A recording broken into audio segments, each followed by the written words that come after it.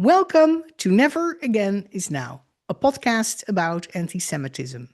I am Evelyn Marcus. We are still in the midst of a war of the United States and Israel against the Iranian regime and its proxy Hezbollah. The outcome will determine the near future of the people in Iran, the security of Israel, and the chance of peace in the Middle East. Today, I talk with Azi Sims, who was born in Iran and who now lives in the United States.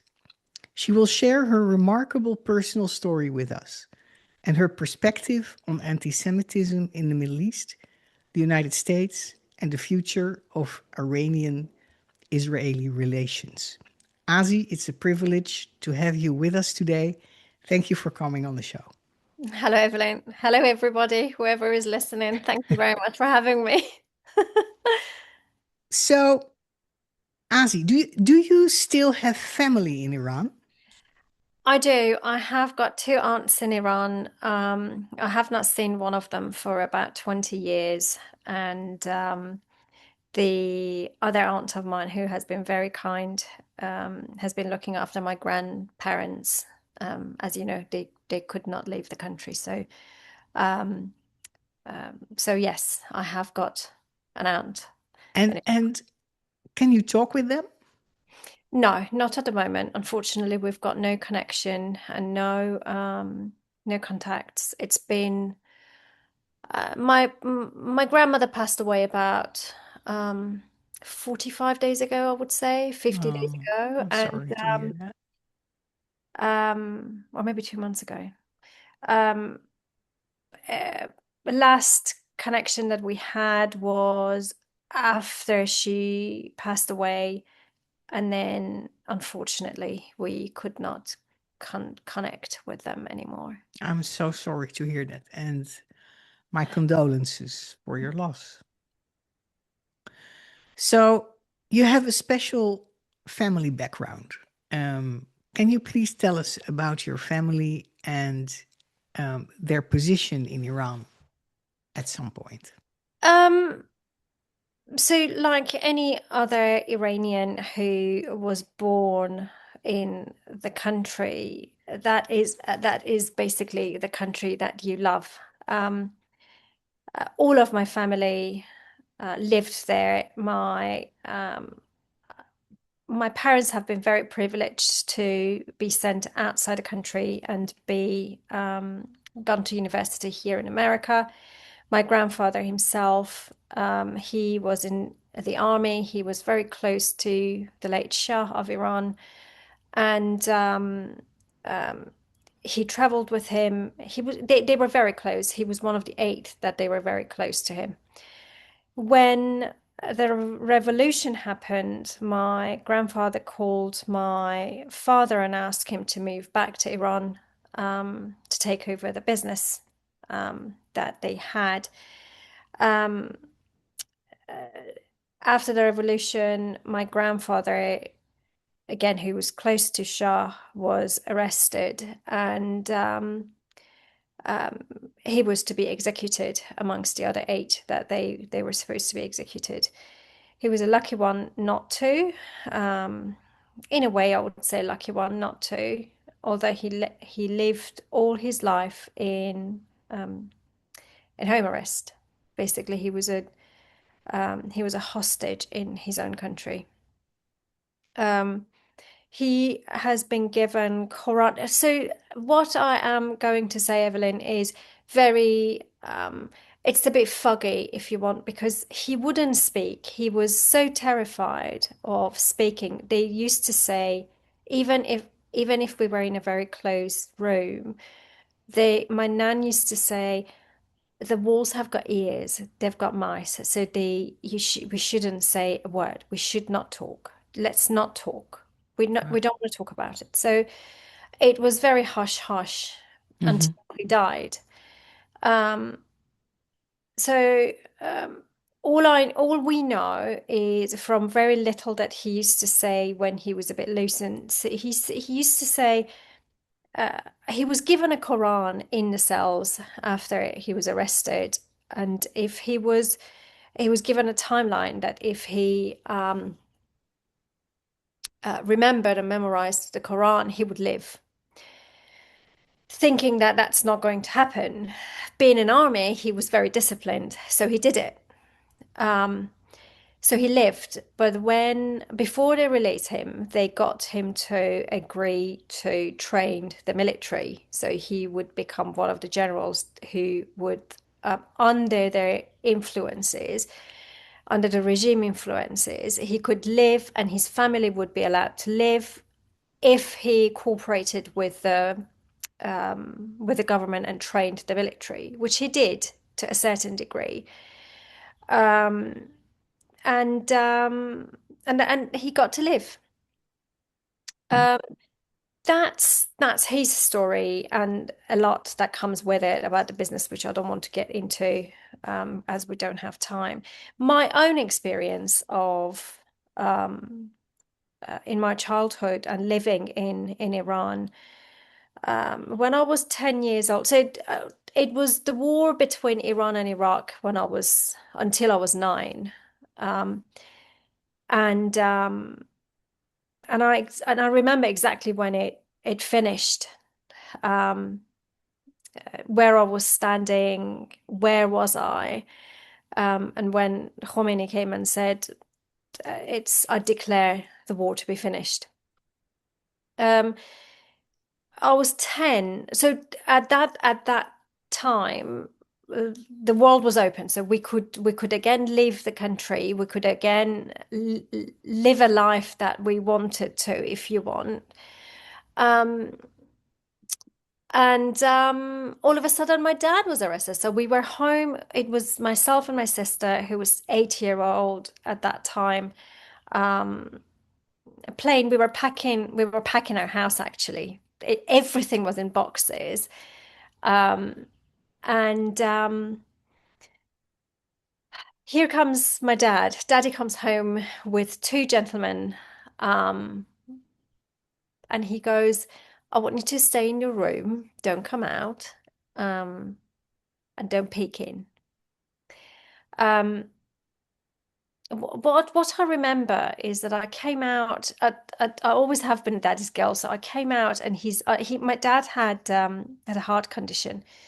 So I remember he came in and said, "Do you know where mommy keeps daddy's heart heart pills?" Which they were. I remember they were round and red.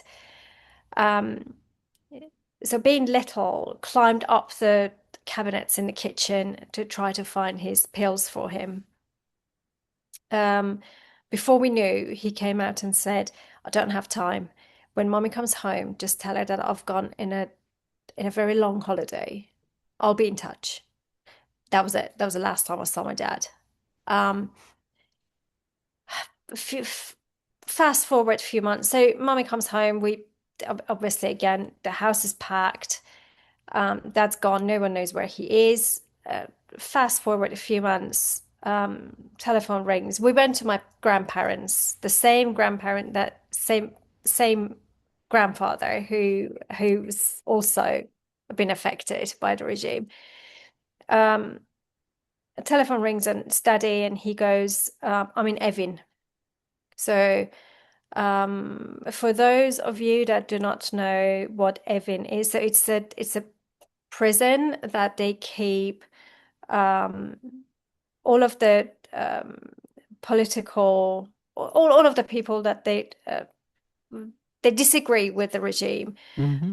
one way or another. They end up there, which very rarely they come out alive. So that is there. He can't have a lawyer, so they will give him a lawyer himself. Anyway, eventually, giving up the business and giving up everything, he comes out. So the family managed to sort of maneuver and give them what they want and get my dad out. As a result, we couldn't again leave the country for 10 years. So I was 20 when eventually we were granted our passports and um, right to leave the country, and that was it. I was at university. I finished my university, and then I left. Wow. That's that took a long time and a lot of and a very tense time for you and your family. It was very challenging, Evelyn, Yes. from being in a higher society to come down to nothing twice in your life is, Hmm. I think, uh, uh, and watching it as a little girl and growing teenager, watching my parents to go through it again, um, it was heartbreaking. Yeah. It was really heartbreaking. Where did you go when you left the country? So, when I left the country, I went to Dubai. That was the um, easiest escape. And then from there, I moved to the UK. And then with my husband, we moved to Bahrain. And then from Bahrain, again during the war, we moved to the United States. Which war? The Iran and Israel war, Okay. which was a 12 days war last year in Okay. June. Okay. So let's talk a little bit about your time in Bahrain. You and your husband and children moved there when the Abraham Accords were already in place. Um, That's right, yes. yes. What were your observations in Bahrain about relations between Arabs and Jews and relations with Israel? So that is very tricky. So we lived in Bahrain for 11 years, from 2014 to 2025. During that time, and I think if I'm not wrong, the Abraham Accord came into place in 2020. I'm Um, I'm a little I have a blank there. I'm sorry, but I no, can't help you on the yeah. I think it was, if I'm not wrong, it was during COVID because my husband had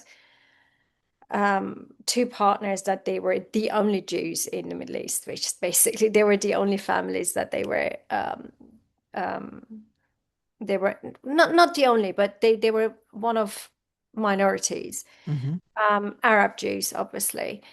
Um, and I remember seeing the photo, and this gentleman who was one of the lawyers, um, him and his cousin, who was the ambassador here in America, they were part of the opening the synagogue in Bahrain. So that was amazing. That was just amazing to watch. Hmm. Um, After it happened, it felt like a division in nation, where I lived. So you have, and bear in mind that in the Arab countries in the Middle East, although it says freedom of speech, you've got no freedom of speech. You've got no freedom of ideas. Everything is brushed under the carpet and everything is hush hush. Um, so what I understood is, and what I could feel is that you have um, Arab Jews that um,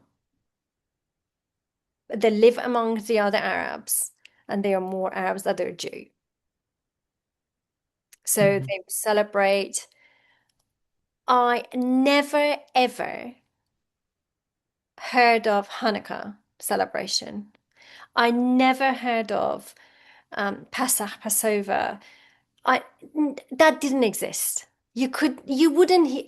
It just did not exist. It did not exist. It was not welcome. It just didn't exist.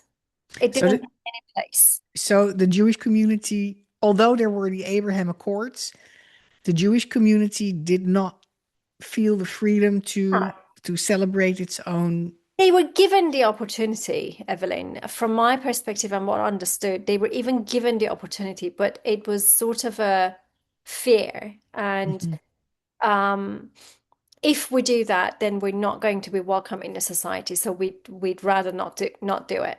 Yeah.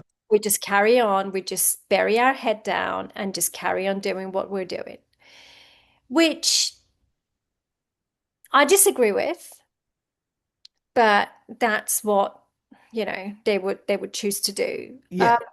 If they, so the way it was, I would like to make a note here because um, being a Jew is one thing in the Middle East. So you can be a Jew just like you're a Christian, as long as you don't impose your beliefs on me.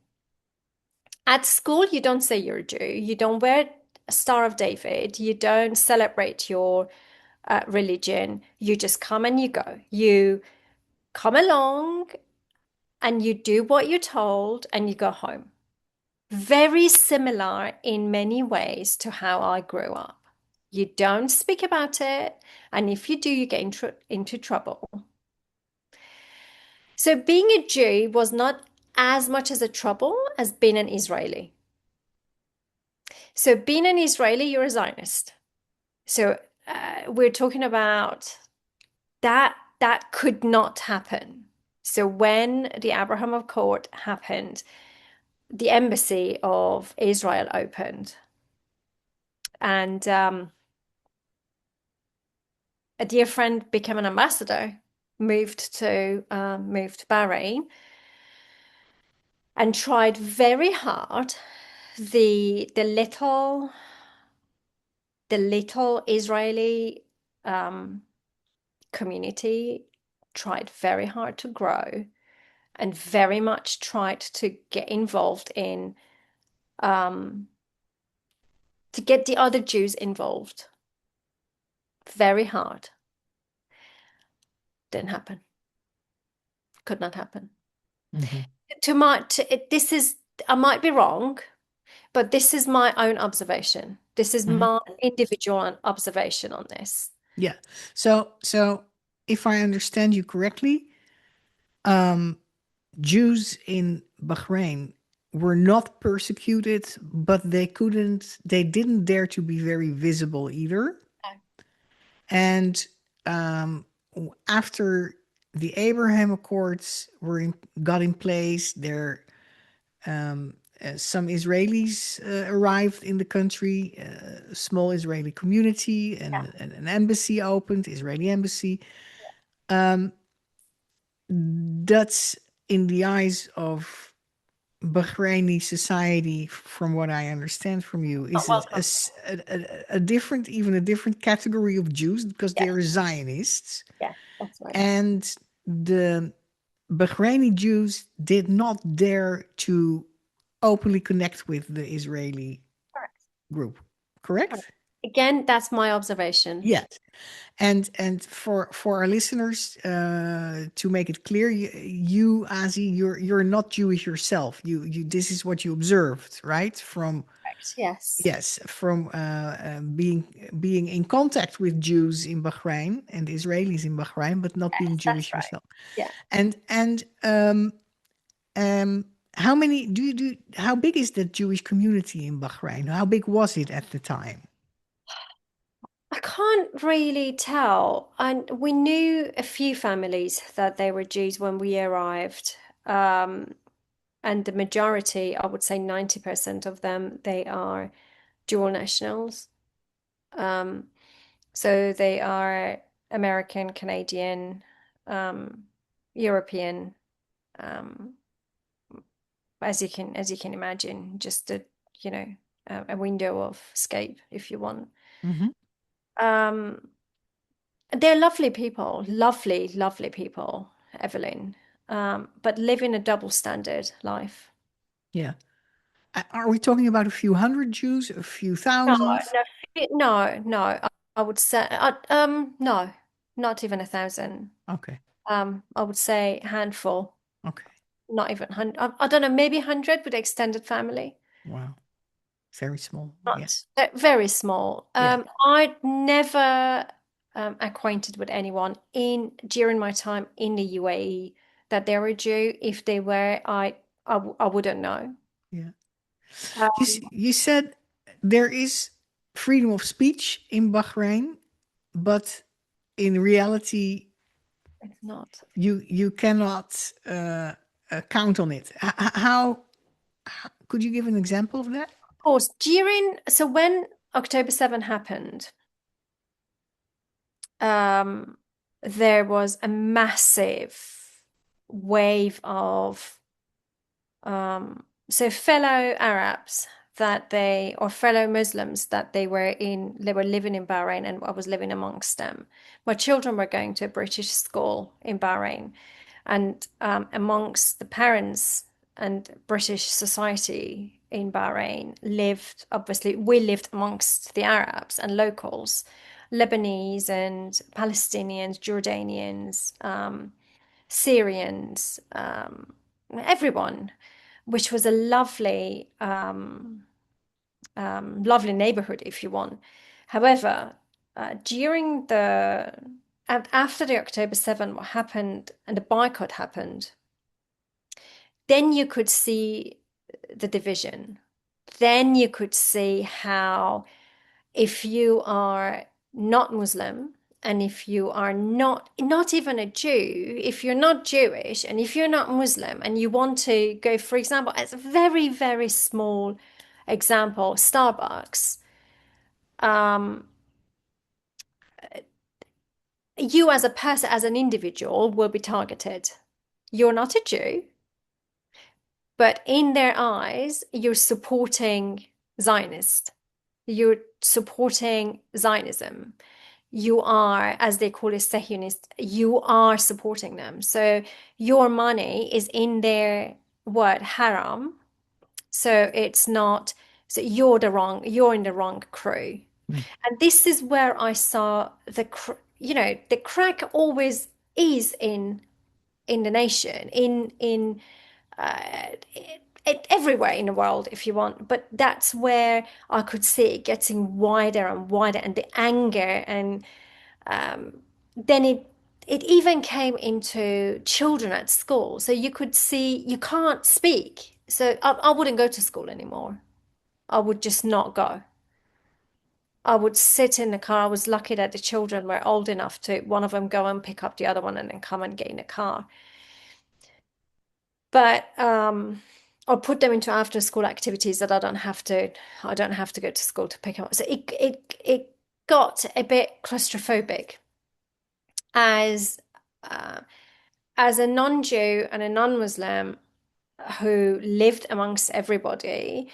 Um, every time that we wanted even to go to a neighbor's house or to a close friend of ours, my husband would go, as if, please, can you mind what you would say? Or because I am, I have I'm holding a position in a regulated business in Bahrain, and Mhm. that should not get anywhere. Yeah. Just fair enough. Fair enough. But it was, and I wouldn't say it was the government. It was not, don't get me wrong, it was not the government itself who was driving this division, or who was driving this anti-Semitic sort of um, wave. It was the people, and not having the greatest of the knowledge of what belongs to what and who belongs to who. And uh, I think um, there's not enough awareness. I have a very I had I know friends that they were very close friends to a Jewish family. They're Muslims. They are a close friend to the to the Jewish family.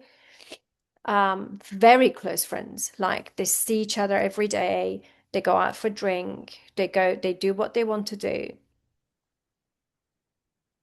When it After the October 7, they would still see each other. So they didn't have any problem with each other, if you want, because they were not, he was an Arab Jew or she was an Arab Jew and the other one was an Arab Muslim. The problem was with the Israel. The problem was not with just being a Jew. If you're an Arab Jew, you're fine and you're amongst them and you respect us. If you're an Israeli, if you support Israel, if you're a Zionist, then that's where it starts. Okay. And would the Bahraini Jews, you call them Arab Jews, would they speak out for or against Israel? They wouldn't speak up for Israel, I No. wouldn't say. And Okay. maybe hidden, Okay. maybe behind closed doors. Well, that's not true because I know one of the families that they would send their children to Israel during summer to go to the camps, for example, to go to um, Summer camp. Yeah. summer camps back in Israel. So that's not true. So the belief is there, but as I was listening to a rabbi, actually, um, he's in Persian, he's Iranian, and he was going, you cannot be Jewish. You're either Jew or you're not Jew. And if you're a Jew, you're always a Jew. You cannot be Jewish. Hmm. So be who you are. So that be who you are is very much guarded in Bahrain, Yeah. what I have witnessed. Okay. So you came to live in the US about 2 years ago. Um, is it very different here for the Jewish people from your Um, observation? And you live in California, yes. so well, is it So, very different from Bahrain for the Jewish community? Can they speak up and speak yes, out more freely and be more visible? yes. So, can they speak? Okay, right. So, um, well, you know, that when I moved to the United States, my first work here was at a non-profit organization, Jewish organization. I remember the first week that I started working here, I went, okay, well, I will um prepare we will prepare some gifts for the donors that we have got, and I will drop them to them personally with a card. Started driving around with a boot full of cakes and gifts and baskets. Um, Knocked on doors, and when they open the door, they would go, how did you find us? How did you know who we are? Why are you here? Did I see a mezuzah at every house? No, I didn't. Did I see a small flag of Israel at the house? No, I didn't. Did I see a Star of David? No, I don't. A simple. So I thought this is it. It's all done. So I'm in the world of being free and come and do what you want to do and say what you want to say. It isn't, Evelyn. I'm afraid I should say it is not. I've been into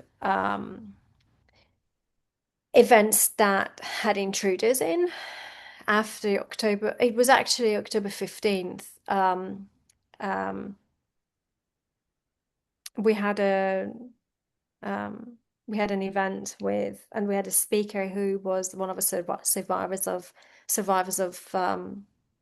October 7th, and we had intruders. Could we do something about it?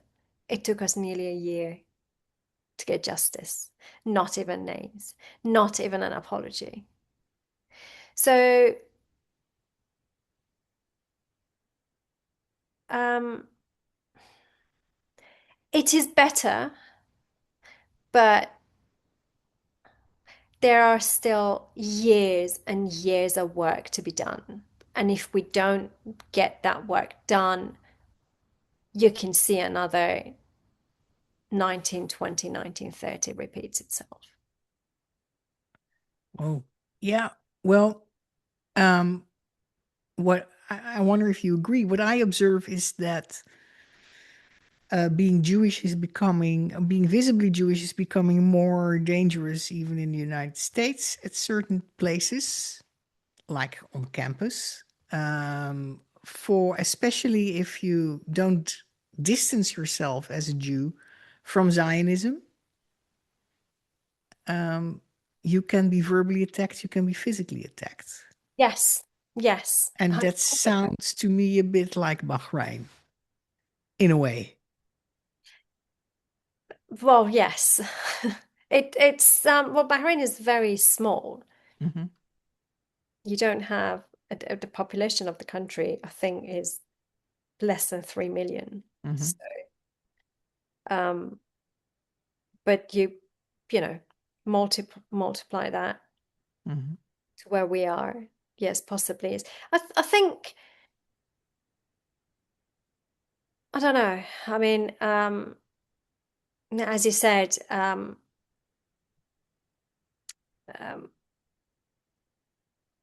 it's it's definite. It is definitely an environment that being Jewish have it's like a being tattoo on your forehead that says, "Come and attack me." Hmm. It feels like that, and I'll tell you I'll tell you why. Uh,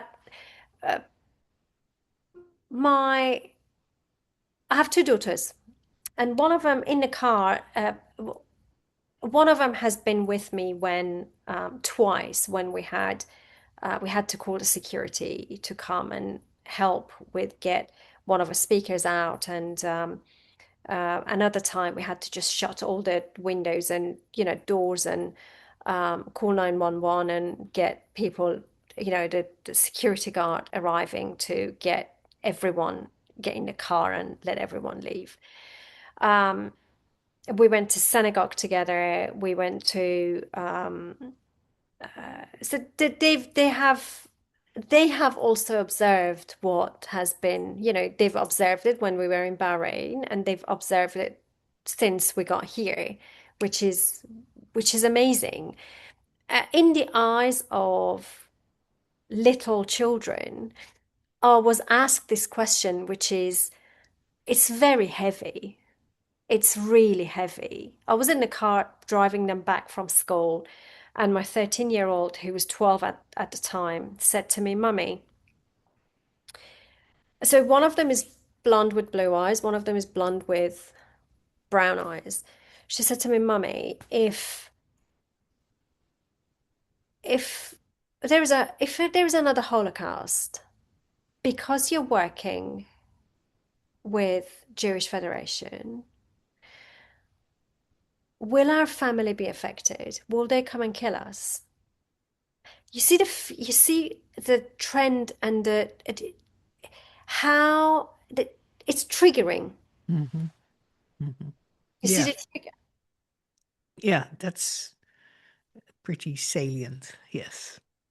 And then so this is where I think in a way it's the same thing regardless of where you live. At least there is no gun and there is no violence back in Bahrain, I would say. There is no violence. Nobody can touch anyone. It's just the words that come out of everyone's mouth. Hmm. Nobody will come and throw an egg on you or threaten you to, break your windows or come and kill you. There is no word of that. There is nothing like that. At least you have the safety, you have the security, but here you Yeah, don't. yeah, yeah. Let's move on to the topic Iran. How do people in Iran today, or people from Iran in America, feel about Israel's recent attacks on Iran and Hezbollah? Does it create more hatred of Israel and Jews in the Iranian population or less? Um, I would like to say, well, you said, will it increase the hatred? I have never, amongst Iranian people, there was never hate against Israel. they never hated Israel and Israelis. We had, and we still have, a good population of Jewish families, that they're lovely and they are well respected. They are one of the most well respected societies in the country. They always have been.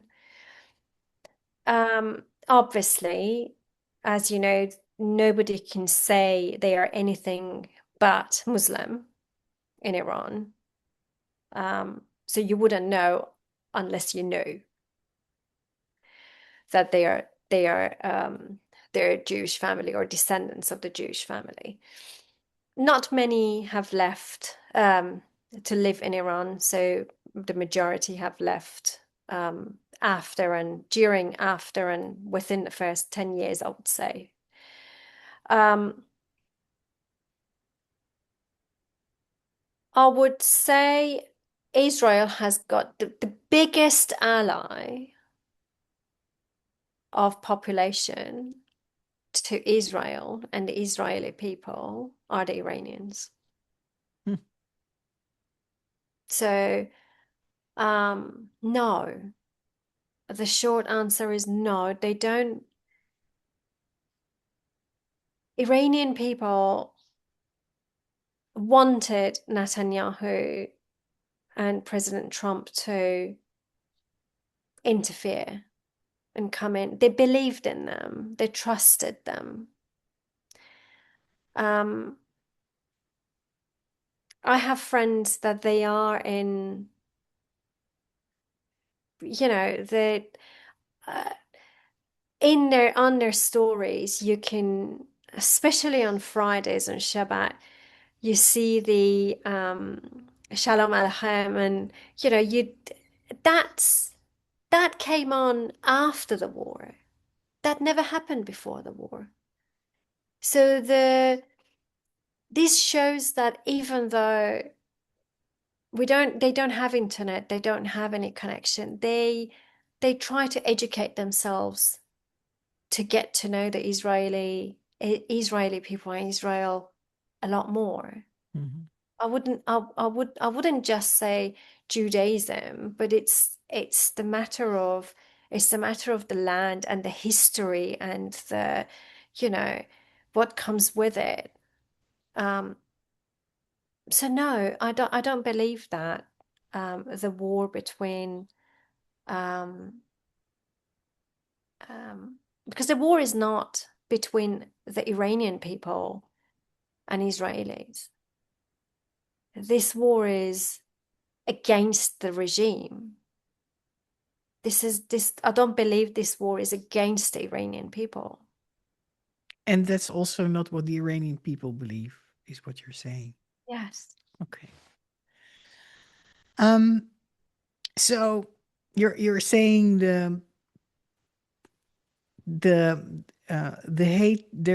hatred hasn't been very big. Hatred of Israel hasn't been very big in the Iranian population, and it will not be bigger after. It's not bigger after as a result of this war so far, is what you're saying. Yeah. Okay. If the regime in Iran um, will fall, what will that bring the Iranian people? Um,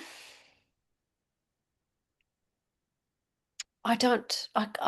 That is, what would it bring for Iranian people, Mhm. or what Iranian people wish to happen? Um, Now, what is your realistic expectation? I think it will bring poverty to start with, Mhm. um, and civil war. Mm. That's what I think is going to happen. Um, it's a country of 90 odd million population. Um, it is bound to have, even if you have half of the population following the regime and wanting the regime, which I doubt, um, if the regime falls, we need someone to come in quickly to act quick and have policies and procedures and other things in place. Um, it will, the first thing that's going to happen, Evelyn, is chaos and uncertainty and doubt.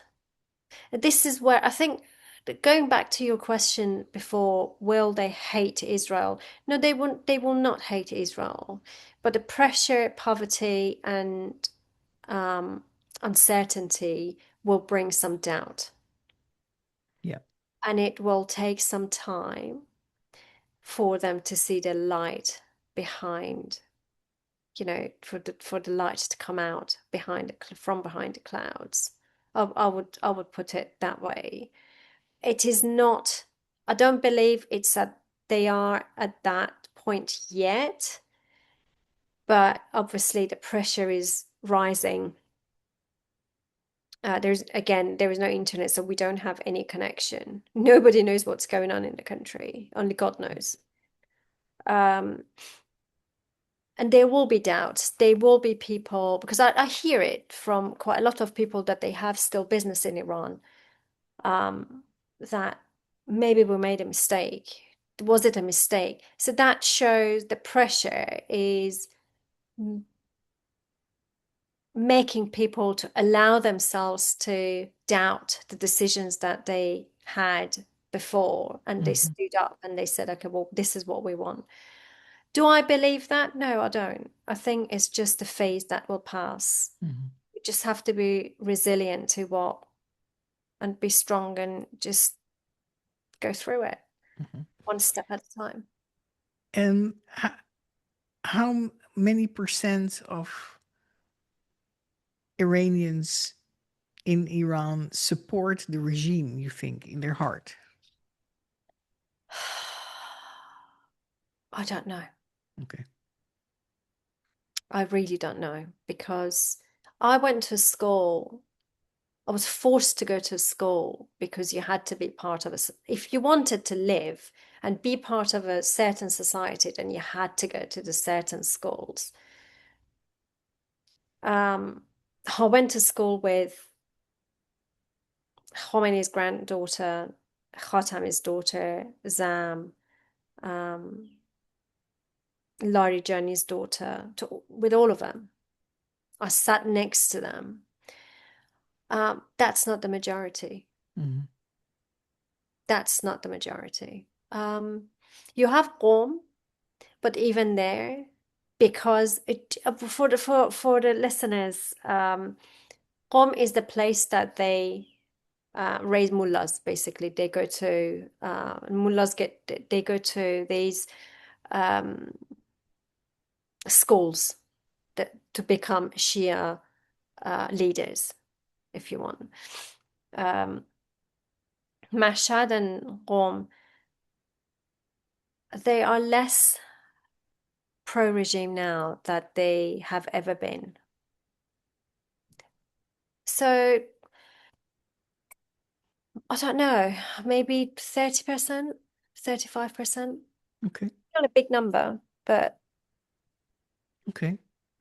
So you're saying if the leadership uh, disappears, this regime, then there will be chaos because there's no leadership, right? And um, there may be civil war. it is, yes. I mean, there is a certain group of population that they have got weapons, and the majority of the society that they don't. Yeah. And obviously, they will try to suppress and Yeah. keep them quiet. And Yeah. that's similar Yeah. to what happened at the very beginning of Revolution Engelab, which was um, some people were given weapons, and then some people didn't have any weapons. So yes, I mean, I can see that there will be some sort of civil war, not as bad as some of the other countries that we have seen, because there is civilization is big in Iran. Hmm. People are educated and but they are hungry, but they Yeah. are they're upset. They're fed up. Mhm. Um, my last question Go is: on. is there something our listeners can do to support Iranians who want liberty and peace with Israel and in the Middle East? Um, just be their voice and don't give up on them. Um, they are your allies. If Iranians and Israelis, we stand up shoulder to shoulder, the world will be a different place. All we have to do is just don't give up on each other. Be there for each other. Learn, study each other, and support each other. Well, those are great um, last words from you in this interview. I want to thank you for this remarkable interview. I think it's pretty unique to hear the experiences and observations and also predictions by somebody who has lived there in the first 20 years of her life and is still very involved with what is going on there. And also, um, you've lived in the Middle East, so you're talking from a rich experience that most of us don't have. And it was fascinating to hear your experiences and thoughts. So thank you again so much for this interview, Thank you Azi. so much for having me, and thank you for everybody who is out there and listening to this. I agree. I want to thank our listeners for tuning in. And um, for everybody who's listening, if you want to know more about this podcast or if you want to listen to former episodes, go to Never Again Is Now podcast channels on YouTube, Spotify, Apple Podcasts, or iHeart. And as you listened to this episode, please speak up for liberty in Iran and an end to the threat by Iran to Israel. Thank you.